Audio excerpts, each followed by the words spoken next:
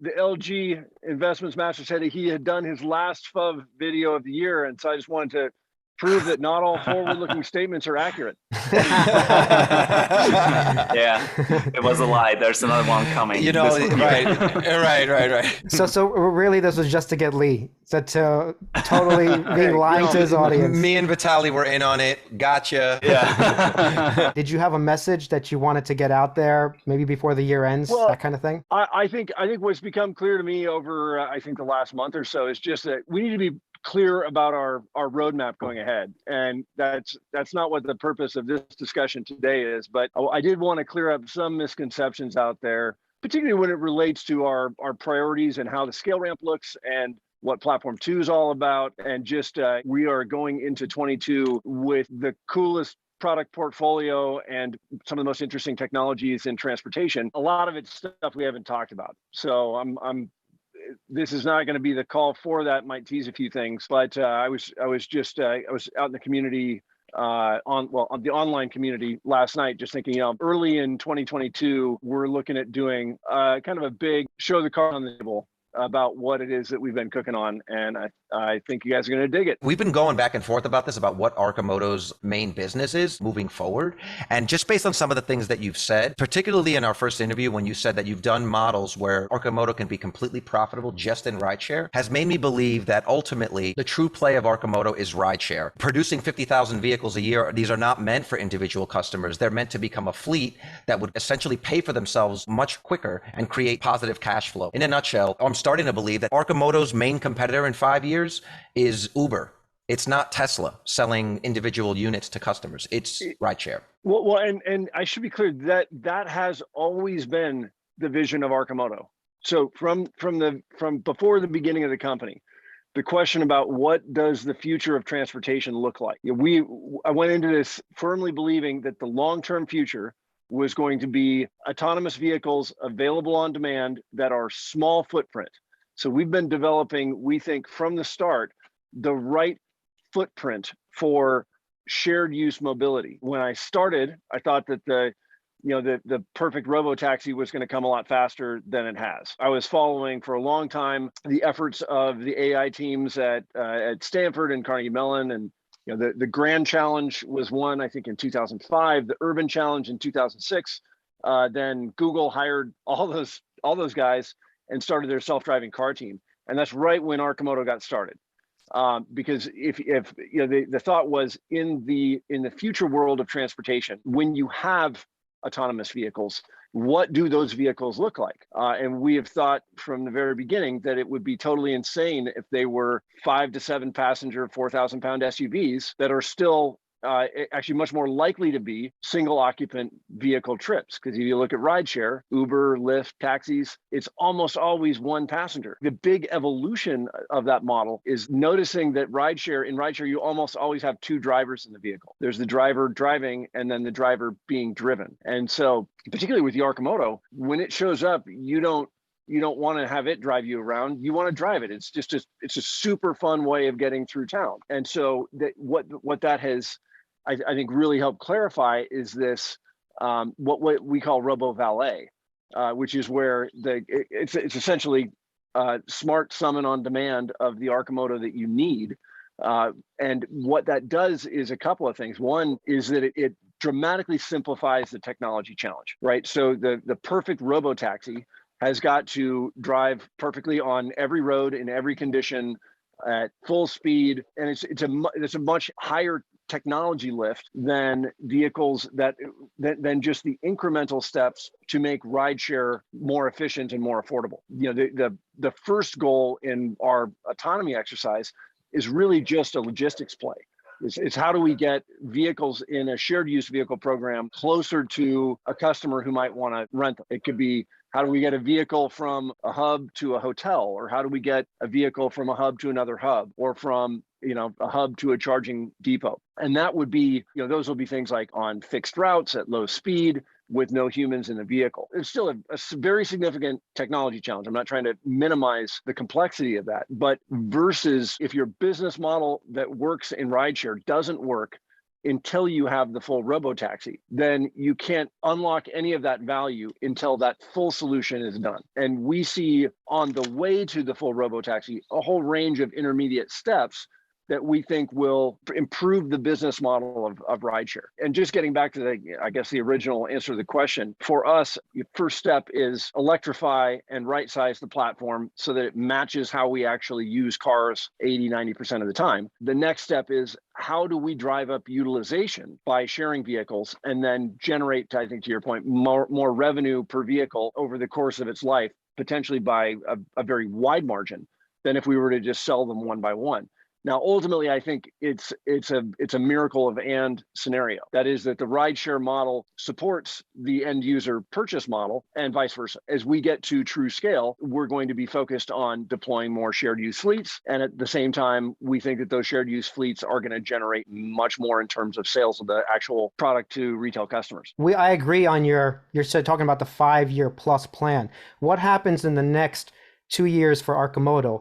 Is the Deliverator and the rental thing the important thing? Or you're saying, look, the Deliverator, not that important. I'd rather have the Robotaxi network starting to get built. How are you in the interim getting to the Robotaxi? Like we all believe you're going there, but how are you getting there? The most important thing today is to get the platform to scale. So the underlying vehicle platform that is common amongst all of the vehicles that we build today, the drivetrain, the battery, the basic vehicle chassis, and the ability to host autonomous technologies, which basically means it's got to be able to drive by wire. It's got to be able to steer by wire, brake by wire, and throttle by wire. And we demonstrated that capability in sort of proof of concept form over the summer with partners. When it comes to building out the full autonomous stack or the driverless stack that gets the vehicle to you when you need it, there are a bunch of people working on making sensor and software stacks in this industry and using a variety of different approaches, a variety of different sensor topologies. And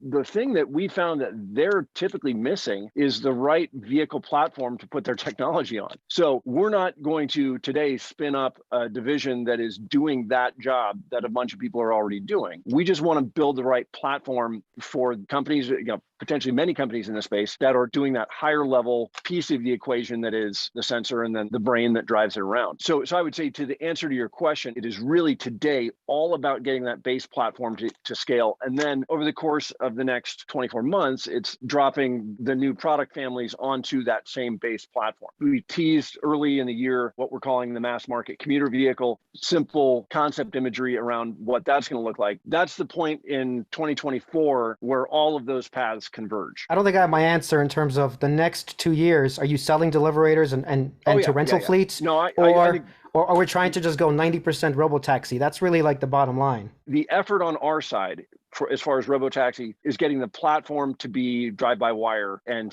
safe when it does so. We've demonstrated that in proof of concept form, but there's still a lot of work to do on the basic platform. Because when we're building at 50,000 a year, we want those basic platforms to be capable, to be sort of future-proof for autonomy. But the engineering heavy lifting to get that RoboValet piece doing, we see that could easily be as easily be accomplished by partnership as by DIY. So in terms of the near term, while we're building in low volume, we want to maximize the revenue that we generate per vehicle that we build. And so that's where, rental fleets for destinations, that's sort of the low-hanging fruit in the space. It gets a lot of butts in seats. It generates more revenue per vehicle than if we sell them. And we definitely see a huge opportunity for the Deliverator in commercial fleets. And so that's going to be definitely a significant area of focus. There is always a balance between what we've got to do today to move the business forward, as well as making sure that we're future-proofed for the next decade. The Reef collab that you guys started a couple of months ago, how does that fit in there on a timeline? I guess that's one of the lowest hanging fruits there, as you said. Any update on that? Like you have one location in Santa Monica, I guess. Are there more? Reef manages, I think, somewhere around 8,000 parking lots in the United States. And they have a vision we really believe in turning parking lots into parks and parking lots into community hubs with ghost kitchens and dog parks and coffee shops and so on. So the Santa Monica location is just the first step of that pilot agreement. And I think that's an example of what we see as the quickest to unlock path, which is somebody else already has the infrastructure for vehicles in place. They just don't have the right vehicle. That could be an e-bike rental shop, it could be a Reef parking lot, it could be a destination hotel that wants to offer Arcimotos as an amenity for their guests. To me, that's really, really the low-hanging fruit in terms of partnership and collaboration, because it just means you get two partners that are each bringing, we bring the vehicles and make sure they're in good running order. They bring the space and the place to plug them in, and the customers who want to take them out and about. That's a very low capital intensity, very scalable model that we think will be a no-brainer for at least the foreseeable future. Well, I think Lee was getting to, besides the one partnership do you have, are there 8,000 locations now in line for the FUV in some form? The initial discussion with Reef centered around a couple of different locations, and we'll have more to talk about that soon. I just see the opportunity for even that model, just the rideshare fleet or the rental fleet that lives with a partner, as being itself just a very scalable model. And I think you'll see more on that front from us in the very near future in the new year. Let's say 2023, you're scaled up. You're building 15,000 of them. What is the percentage breakdown and where do they go? Is it you're picturing delivery and FUV, or you're picturing, oh no, we're 50% to rideshare in some form? Well, does this breakdown happen? We haven't put out real splits on that, but a significant portion will be targeted at rideshare as of today. In 2023? Yeah. Okay, Carlos, there you go. We got our answer.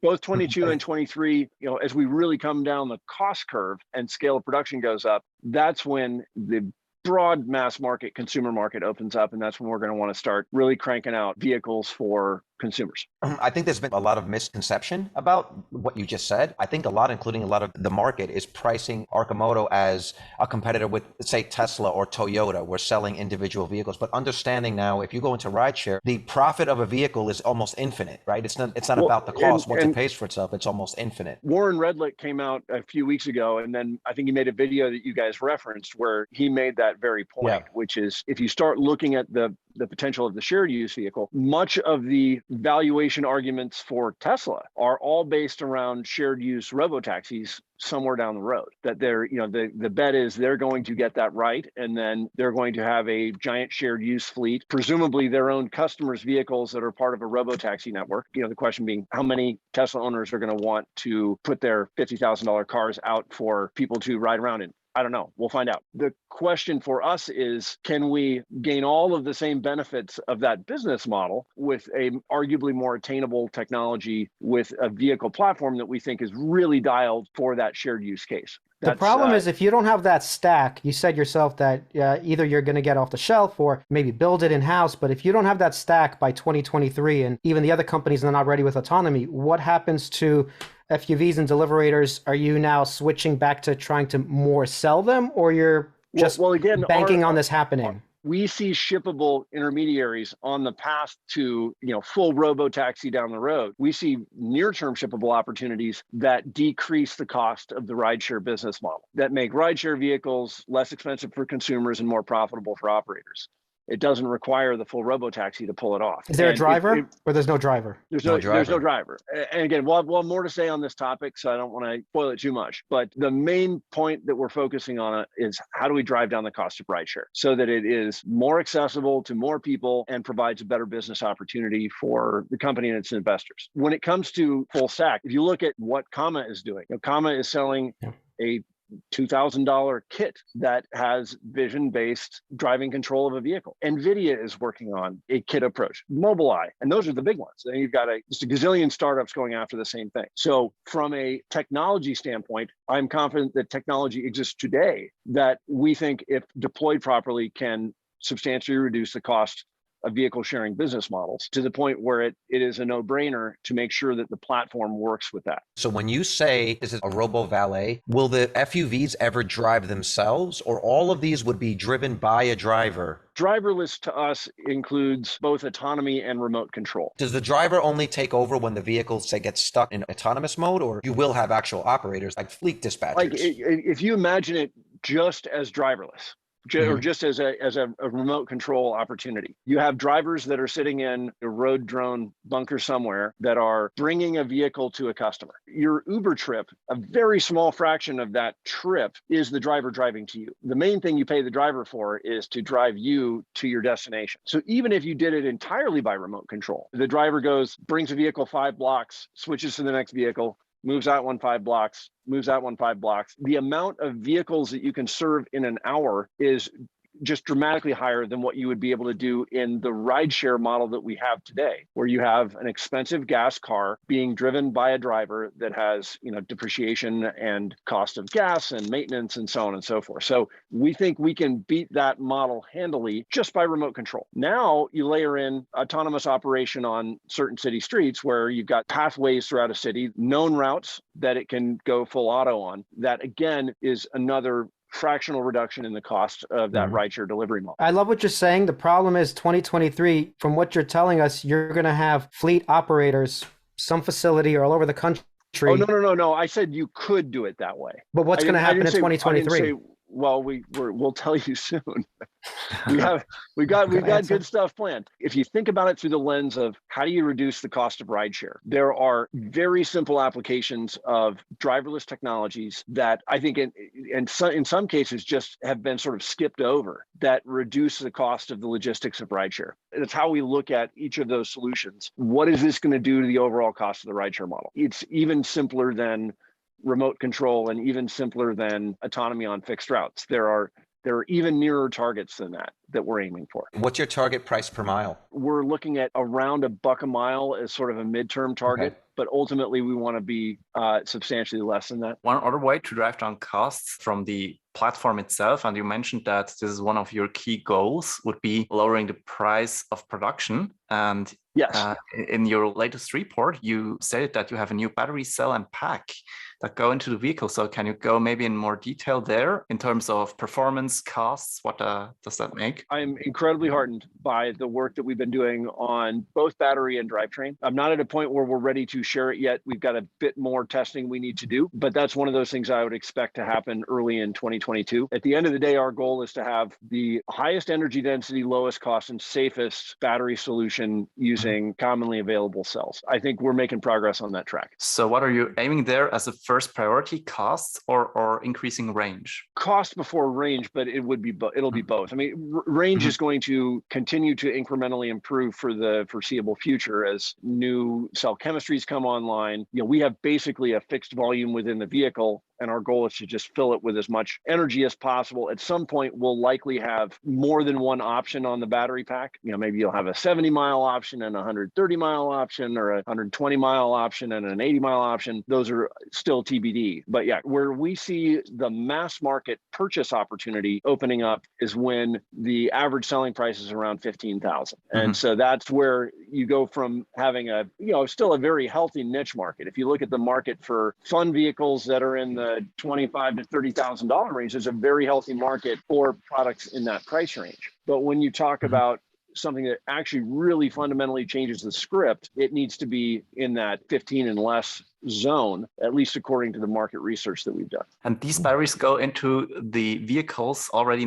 starting next year. We have not released a timeline. The first set of battery upgrades that we're going to be doing are going to go into the vehicle pretty much right at the beginning of the year. We talked about that in our Q3 report, but it's going to be, again, the battery is something that will continuously improve for at least the next decade. Next year, we'll start seeing big strides forward on the battery, and I think a bunch of different fronts within the vehicle platform. This is another thing that Vitaly and we're talking about. Is there ever any plans to have the FUV or any of the Arcimotos have battery swap, where you could swap batteries out? I was literally just talking about that with a buddy last night. And it's the subbing out the main pack. You're talking about a 250-pound brick that is really a structural part of the vehicle architecture. But the idea that is looking interesting, and this is something that we've baked into platform 2, the ability to support auxiliary batteries, particularly for delivery, where you've got a hub and you don't want to sit there charging for 2 hours. You just want to do an easy swap every few trips or something like that to do like a range booster. I think that could certainly be viable. Well, it goes to your RoboTaxi fleet too. If there is a RoboTaxi fleet, I assume you don't want them waiting an hour or two to charge. Even if you're charging faster, they really have to go back out. So you would need some solution with the batteries eventually. Yeah, and it all depends on where you're trying to serve. There are certain areas where you're going to have lots of longer distance travel, and there will likely be solutions very targeted at that. Where I think this thing just really shines is in your community trips, 5, 10, 15-mile, hour-long journey around town, where you're making multiple stops and you're grabbing groceries or getting coffee or whatever. I don't think there's a better vehicle on the road than what we build today for solving that problem. That comprises the bulk of daily transportation. So I think we've got a lot of low-hanging fruit out there in terms of opportunities that the vehicle platform that we sell today is very well suited for. It's also going to continue to get better over time, and that'll just widen the circle of opportunities where this platform really shines. I'm going to skip over the Arcanauts because you're running out of time. I don't want to. I mean, Arcanauts, I will be curious to follow up with you on that front here soon. Carlos, it was great to see you out there on the corner. But I do think that really is sort of the point of it, is just the whole effort of the Arcanauts is just to get vehicles out there so that, at least in trial form, people who have been wanting to try them for a long time have an opportunity to do so in the most efficient way we can possibly deliver it to them. We learned a ton on the first ride out. Everything that we learned, we're now upgrading standard operating procedure for the next journey out that's going to start here in a couple of weeks. And what's the main thing you learned as well? To just go city after city after city after city and re-experience the new vehicle experience people have with the Arcimoto is confirmatory of our basic thesis in my mind. And also to be able to just get people in the seat who have been following us for years, who got their first rides on this trip. And I think we can magnify that by a very large factor in 2022. Were there any sales or any rentals that came about it, or anything? It was customer sales, customer awareness. It was partner development, new rental opportunities, new fleet opportunities. Practically every single day, new opportunities popped up. So anything tangible that you can talk about? There will be lots of tangible stuff that we will be talking about. Yes. The tease. Because he is running out of time. Look, we know that eventually Arcimoto is probably going to dilute further because you have the ability to, which we understand. But one problem was, you seem to be waiting for some moment to do that. Not sure why. Maybe you can go into that. And number two, the actual factory build out. Is the dilution coming for the factory build out itself because you need the funds to finish building it out? Or why is it happening? Our preferred source of capital for the next stage of Arcimoto's development is the Advanced Technology Vehicle Manufacturing Loan Program through the Department of Energy. It's a non-dilutive scale capital source for efficient vehicle programs that are domestically manufactured. Big chunks of what we're going to need to spend money on in the course of the next 24 months are largely CapEx things. So the robots and the conveyors and the automated production cells and engineering integration and so on and so forth. And that's really what that program is designed to support. The work that we are doing to build out that plan, is essentially in itself an offering memorandum for debt financing. That's really where we have been focusing our efforts. On the other side of it, we do have an ATM in place that lets us sell shares directly into the market. So if you are buying shares that Arcimoto sold, you are getting them in the most efficient way that we can get them to you. What typically happens, particularly for new public companies, is that they don't have access to facilities like that. And so they end up doing overnight transactions that are sold at a discount with warrant coverage for investors that then may go on to short the company and use those warrants as a hedge. So we see the tool that we have in place in terms of the ATM as really being an investor, particularly a long-term investor, favorable tool for financing the company on an opportunistic basis as we need to do so.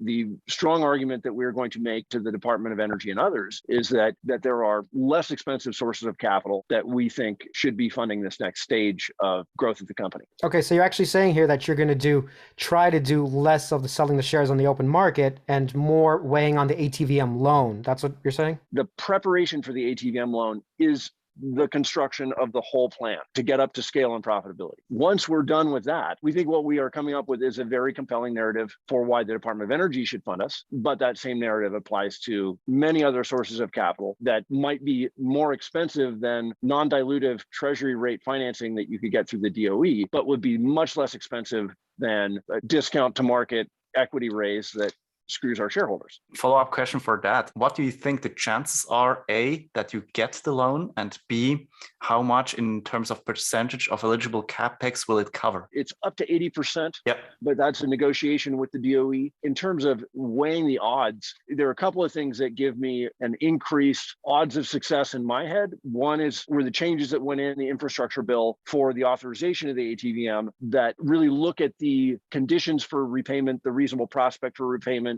versus the prior metrics of the financial viability component in there that made it so you almost had to have a profitable business to make the application versus being able to look more forward-looking, longer term in terms of prospective repayment and the ability to utilize market studies to support that. So that change, plus the market study that we did with a third party, actually a couple of market studies, that to me suggests that the consumer market for EVs, the mindset within a significant portion of the vehicle buying public is shifting to small, lightweight electric vehicles. And the pandemic, I think, has been a major accelerant of that. You've got the e-bike market, I think, has grown something like 240% over the last 2 years. And as we started to query, I think it was like 800 households that ultimately we talked to through a third party, the number who are looking for a reasonable solution for transportation. And this is shifts in driving patterns. It's also rapidly growing awareness of the climate problem that we face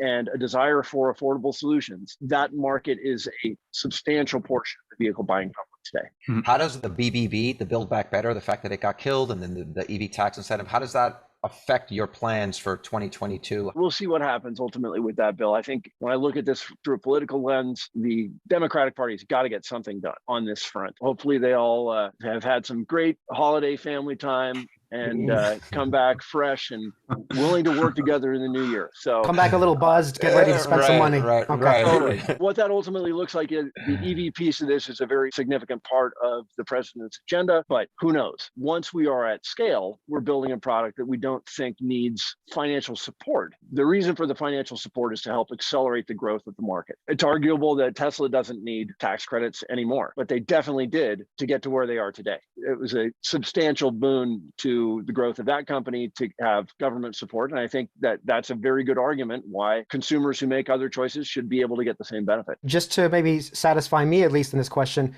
2022, you're not really worried, you're ramping, you feel you're confident you're going to make it. Arcimoto is not in trouble of going bankrupt. They have enough money on the books. 2023 is the year you ramp, and then we're off to the races. Is this your belief, or am I, putting words in your mouth?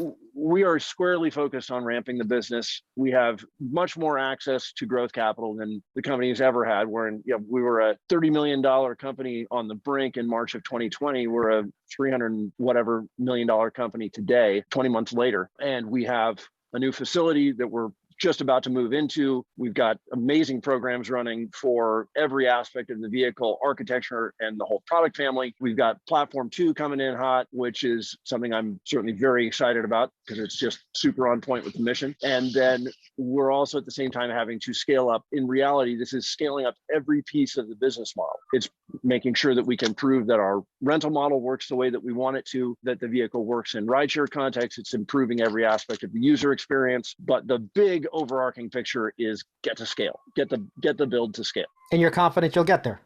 We have a super kick-ass team working on this day in and day out. When you have a team that is really bought into the mission of the company, it's a different experience than if you're just punching the clock. I agree with you there, but just to be fair, because we did have a discussion about Warren's thing in extreme urgency in our last video. I don't know if you saw it, but so is your team literally working almost 24/7 now to ramp this facility up, or like what hours are you guys keeping still? Yeah, I mean, I'm curious. The actual building of the facility has been happening all through the holidays, and to the point where they're trying to get it so that they're ready to hand it over to us to move parts and pieces in. Members of the core team are working all the time. Now, I would say, we do believe that this is a marathon and not a sprint. And the goal is not to burn out and break people. It's to be healthy. It's to be smart. A relaxed mind is a creative mind. And so I don't ascribe to the work 24/7 and kill yourself in the process model. That's not sustainable, but it definitely consumes the vast majority of my waking hours. And that's true of a lot of the people on the team. I think part of it comes from there is a very much a sense of extreme urgency around climate change and the problem that we're trying to solve. But it's also just, we're working on some really, really cool problems that wake us up at 2 a.m. going, oh, I've got to write this down before I fall back asleep. When are we getting the tri-motor FUV? FUV plaid. Yeah, the FUV plaid. I would say stay tuned because we got a lot of cool shit. I like that. Might not show up first in exactly the way you're thinking. But you get a better battery with more power that's lighter. It can support 3 motors. And then Vitaly and I can have our dream of the Roadster against the Polaris. When are you going to unveil the platform 2 and kind of where are you standing there in the development process? There is one day that is a Tuesday in February. All right. It's like Tuesday, 2-2-2-2-2-2-2-2. So okay. That might be an auspicious day. That might be an auspicious day to unveil platform 2. We'll see. What keeps you up at night right now? Keeps me up at night right now.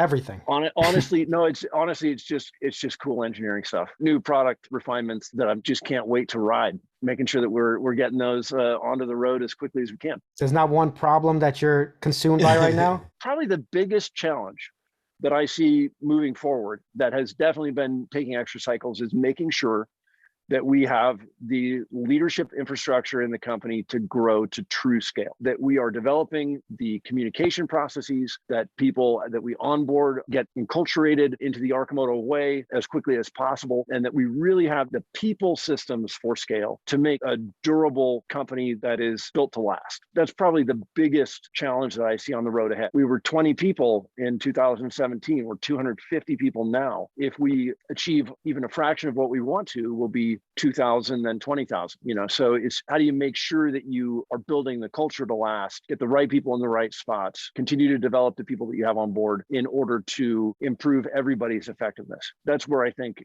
Arcimoto will truly win, but it takes a lot of work. You've always said that the platform is the product, right? And you're looking to scale the core platform. Are there any plans in the future to offer options where a customer could buy the platform and then buy the FUV and a Deliverator skin, kind of like the way a Jeep Wrangler can have a soft top, a hard top, or different configurations? Are there any plans to sell the Arcimoto base skateboard and then have me as a customer say, I want the FUV, but I also want a Deliverator for a Home Depot trip? We have definitely talked about that. We haven't come with firm plans, particularly, I would say would likely first show up would be in a B2B sale, where another business wants to build a customization of the vehicle that is not on the map for us at the moment. And particularly as we look at the world of autonomy, and you have a bunch of companies out there that just don't have a path to market for the tech that they're building. Getting a road legal safe vehicle platform on the road is a ton of work in and of itself. Ask me how I know. So if you've dedicated all of your engineering horsepower and work at a company to making a vehicle platform drive itself, but you don't have the underlying vehicle platform, that is going to be a substantial problem for any number of current players. And we think we will have a good solution for them. You want to end this up, Lee? Just to make sure that we got that right, we should save the date on Tuesday, 22nd, 2022 at 2 p.m. 22 West Coast time. I literally just checked that was a Tuesday this morning, but I have not run this by the events team yet. So very tentative save date. Yeah. All right. Thanks for jumping on the post-Christmas Zoom. Really appreciate you guys continuing to dissect the story over time. The three of you have been our most prolific YouTube folks out there over the course of last year, and looking forward to a really awesome 2022. And actually would love to have one or all of you out to check out the new facility when it comes online. I definitely want to come. And I guess Gali's out of the picture, huh? You basically, no more YouTube videos from Gali. he's in the picture. It's just a little more complex when he's on the board to have us as a major topic of his channel. Fortunately, he's been an inspiration to many who have helped take up that torch. You got Warren, the big grumpy old man lawyer, to come out. How did you do that? Because he was a bear and now he's a bull. What did you do to convince him to come out? I don't think he was a bear. I think he was sort of skeptical, and he had a very short test drive when Electrify was in Miami. And I just said, look, dude, you need to get more time behind the handlebars, because a 30-second test ride where you go down and back is not enough to really understand the true joy of the Arcimoto platform. And the thing I love about Warren is he's got an open mind, and he's like, all right, sure, I'll come check it out. He got a much better taste of what it's all about. So you're not worried that he's going to come with his pod car and destroy you, right? I think, the more the merrier. At the end of the day, sustainability is a social networking exercise. It's going to take all of us, or some very large percentage, working together to solve what is truly an incredibly pressing problem. And so we are definitely ones who celebrate all innovation in this space in order to solve this problem that we're all working on. I know we'd love to come out there and see that facility when it's up and running. Do you have any idea time frame when that would happen? We'll have the production line moved over in a very early part of the year. We are actually operating a portion of it now. Our plastics vacuum forming cell is coming online. We're building finished parts on it, but the actual production line should be sort of middle of Q1 is my best guess. All right. Thank you, Mark. Appreciate it. Yeah, thank you very much. Yeah, thank you so much for your time. Seriously, not every CEO would do this, especially the day after Christmas. So kudos to you. Hey, well, Merry holidays. You guys have a fantastic new year, and we'll see you soon.